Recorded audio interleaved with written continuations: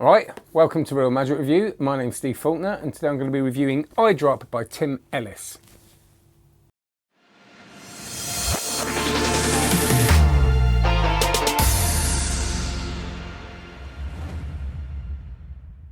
Before I do that, I have a card magic course. I want you to look at it. Go to cardmagiccourse.com after this review, or now if you want, doesn't matter, come back here, can't you? And have a look at it, and have a look at a blog that I just wrote on that about the best way to learn magic. And by the time you watch this, I might have written many a blog, or maybe years later it'll just be the one up there, like happens sometimes, doesn't it? With procrastination and all that. But have a look at it anyway, cardmagiccourse.com, my online card magic course of hundreds of videos and all that.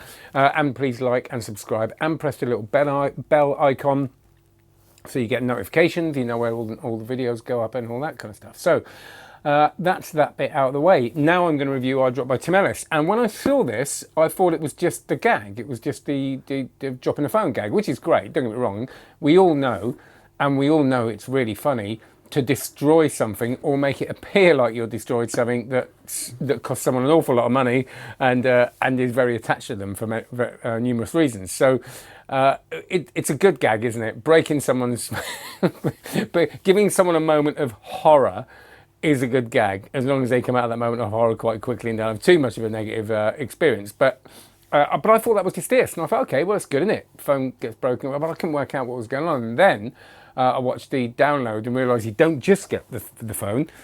So there's more to this than meets the eye. And I worry that the copy and the advertising has made people think, well, they're just going to get the gag, even though it is clear. But like most things, I didn't read the advertising very well.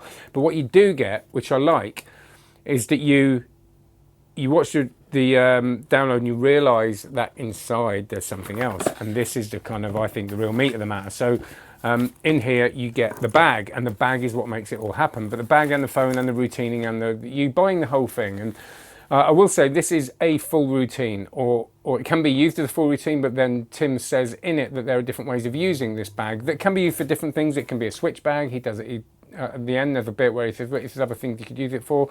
So you can do bill switches, not bill switches, deck switches. Where the bag's in, it's inside all the time.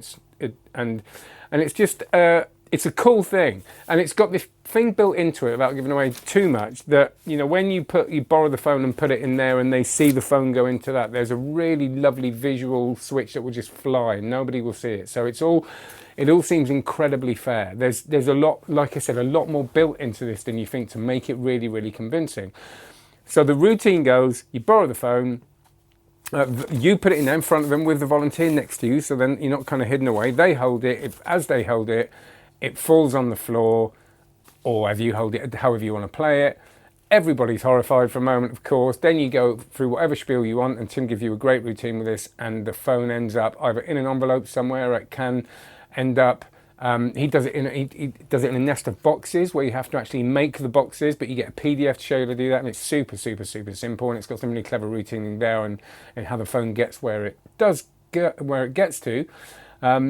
And it's really convincing. I've always loved the nest of wallets, and it's that same effect, isn't it? It's in a box, in a box, in a box, and it just seems so impossible that minutes ago this person was holding it in the bag, it broke, and now it's in the box. It's just brilliant, and it is a brilliant routine. It can't help but, I think even without the phone bit, it's a brilliant routine, but you've got this bit added on where we play this game, don't we? We play this game where there's a moment of horror, and then even though I think quite quickly people realise it's part of the routine, they still feel that emotion of, it's like when you watch a film and you see someone die in a film, they're not really dying, it's an actor, but you still empathise and have that thing going on. And that's what I like about this. It creates this theatre around it where you're kind of empathising, oh, what if that was my phone that cost me £1,000 and now it's on the floor, and how can they get out of this, and there's challenge in there, and how's it going to end up? No one knows how it's going to end up. There's so much going on, and I think it's the audience feel like they're involved because of that empathy, because of what's going on.